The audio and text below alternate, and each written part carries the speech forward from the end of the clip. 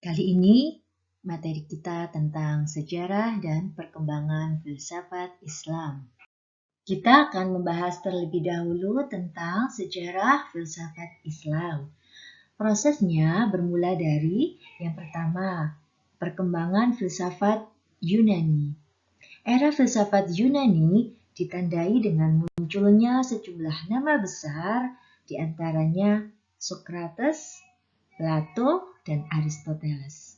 Mereka memiliki pemikiran filsafat yang berbeda. Socrates, dia tidak mengabadikan pemikirannya dalam tulisan, tapi dalam praktik kehidupan. Dengan jalan dialogis, dia mengajarkan pentingnya argumentasi dan pemikiran kritis, sehingga dalam mencari kebenaran mutlak, dia menggunakan metode induksi dan definisi. Kemudian Plato, dia produktif dalam karya. Pandangannya yang utama adalah konsep ide, di mana menurut dia ide itu sudah ada dan berdiri sendiri di luar pikiran manusia, sehingga corak filsafatnya bersifat abstrak dan utopis.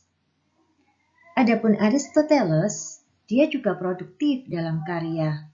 Pandangannya yang utama adalah tentang logika sebagai sistem berpikir deduktif, yang kemudian menjadi sumber utama ilmu pengetahuan. Corak filsafatnya bersifat empiris, praktis, logis, dan komprehensif. Munculnya Alexander yang Agung juga berpengaruh terhadap perkembangan filsafat Yunani. Pada masa Raja Alexander yang Agung, dia menyatukan kebudayaan Persia dan Yunani, juga beberapa wilayah kekuasaannya yang lain. Setelah dia wafat, ada 3 kerajaan besar, yaitu Macedonia di Eropa, kerajaan Ptolemeus di Mesir, dan kerajaan Seleucid di Asia.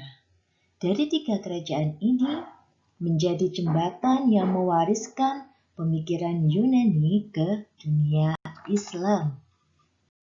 Selanjutnya, filsafat Yunani masuk ke dunia Islam secara alami sebagai hasil interaksi masyarakat Islam dengan bangsa Mesir, Persia, India, dan wilayah lainnya yang membahas berbagai keilmuan, di antaranya ilmu kedokteran dan kimia, juga filsafat. Di situ terjadi pertukaran pikiran dan transfer ilmu antar masyarakat. Pasca runtuhnya kerajaan Romawi dan dimulainya masa kekhalifahan Islam, maka kebudayaan Yunani mulai masuk ke dunia Islam.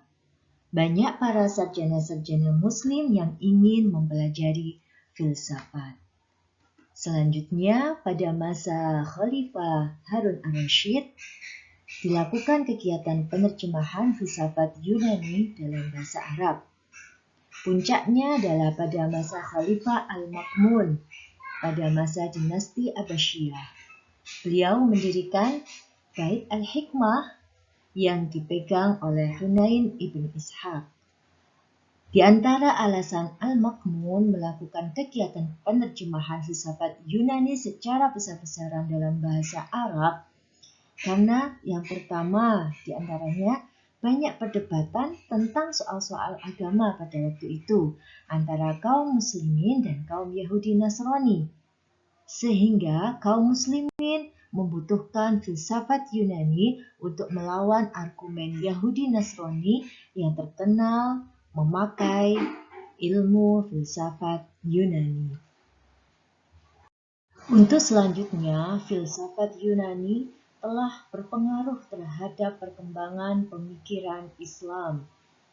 Di antaranya, umat Islam mulai mendalami filsafat dalam aspek pemikiran Islam, yakni ilmu kalam, fikih, tafsir, dan tasawuf. Masuknya filsafat Yunani tidak dipungkiri telah mempengaruhi perkembangan pemikiran Islam dalam bidang pengetahuan. Hal ini membangkitkan semangat pemikir Islam untuk mempelajari pengetahuan secara mendalam termasuk filsafat. Sehingga dalam bidang ilmu kalam muncul persoalan kedudukan akal di samping wahyu dalam menemukan kebenaran. Apakah Tuhan mempunyai sifat atau tidak? Dalam bidang ilmu fikih, muncul pula persoalan yang serupa.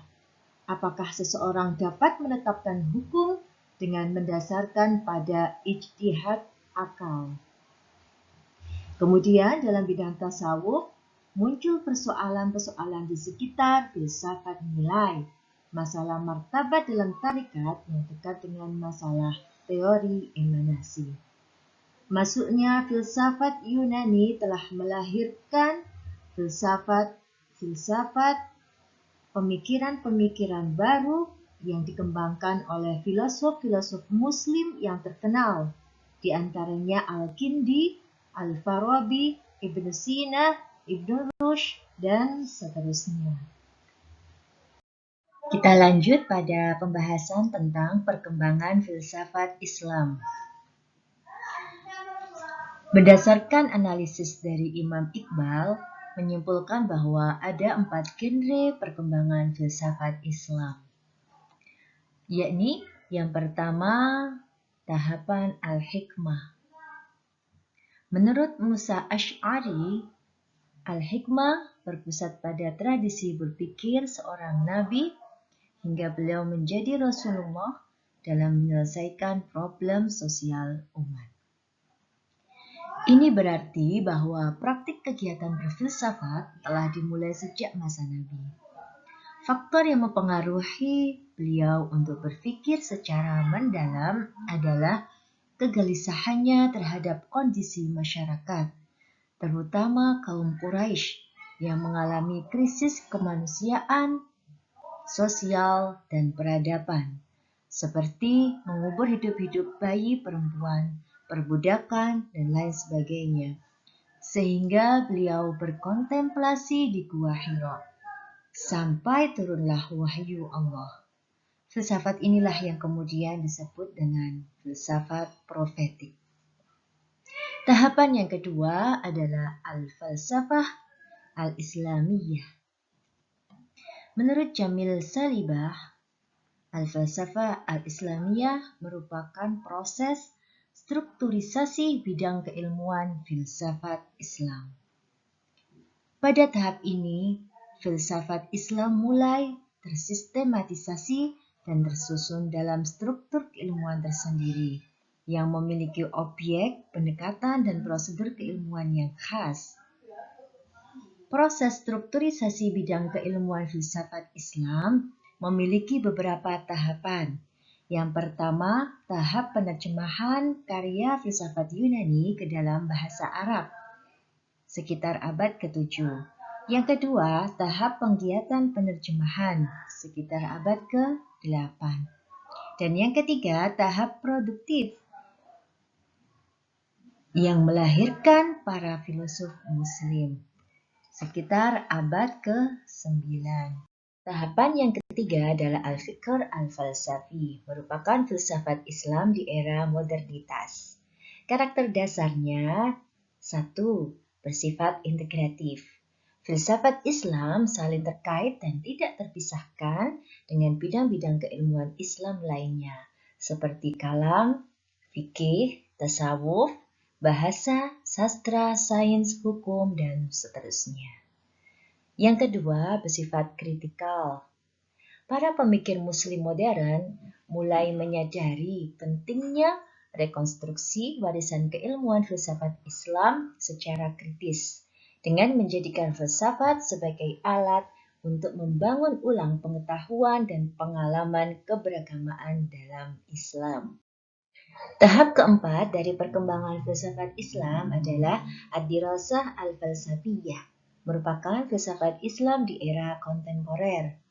Para pemikir Islam sudah mulai membahas persoalan praktis kehidupan seperti yang terkait dengan insaniyat atau soal humaniora dan tarikhiyat, soal kesejarahan. Contohnya, isu pluralisme, terorisme, demokrasi, liberalisme, HAM, gender, dan lain sebagainya yang menggunakan filsafat Islam sebagai alat untuk menyelesaikan problem permasalahan di masyarakat saat ini. Setelah kita memahami sejarah filsafat Islam, mulai dari proses masuknya filsafat ke dunia Islam hingga berkembangnya filsafat Islam menjadi bidang keilmuan tersendiri, maka kita perlu menambah wawasan kita bahwa perkembangan filsafat Islam terkait dengan 3 periode dalam konstruksi sejarah. Ini menurut Harun Nasution. Periode pertama adalah periode klasik. Ini merupakan zaman kemajuan Islam antara tahun 650 sampai 1250 Masehi. Pada periode ini dibagi menjadi 2 fase. Fase integrasi, yakni Islam semakin meluas dan muncul ulama-ulama hebat. Di antaranya dalam bidang filsafat ada Al-Kindi, Al-Farabi, Ibn Sina, dan lain sebagainya. Kemudian ada fase disintegrasi, di mana khalifah tidak lagi sebagai lambang kesatuan politik umat Islam, ditandai dengan hancurnya Baghdad. Periode selanjutnya adalah periode pertengahan. Ini merupakan zaman kemunduran umat Islam antara tahun 1250 hingga 1800 Masehi. Ini juga ada 2 fase. Fase peningkatan disintegrasi sebelumnya ditandai dengan adanya perbedaan pendapat tentang persoalan agama antara kaum Syiah dan kaum Sunni, antara orang Arab dan orang Persia. Fase selanjutnya adalah fase 3 kerajaan besar, yakni kerajaan Utsmani di Turki, kerajaan Safawi di Persia, dan kerajaan Mughal di India. Periode selanjutnya adalah periode modern. Ini merupakan zaman kebangkitan umat Islam, yakni tahun 1800 dan seterusnya. Kemajuan peradaban Barat telah membangkitkan umat Islam dengan ide-ide baru dalam pembaharuan Islam.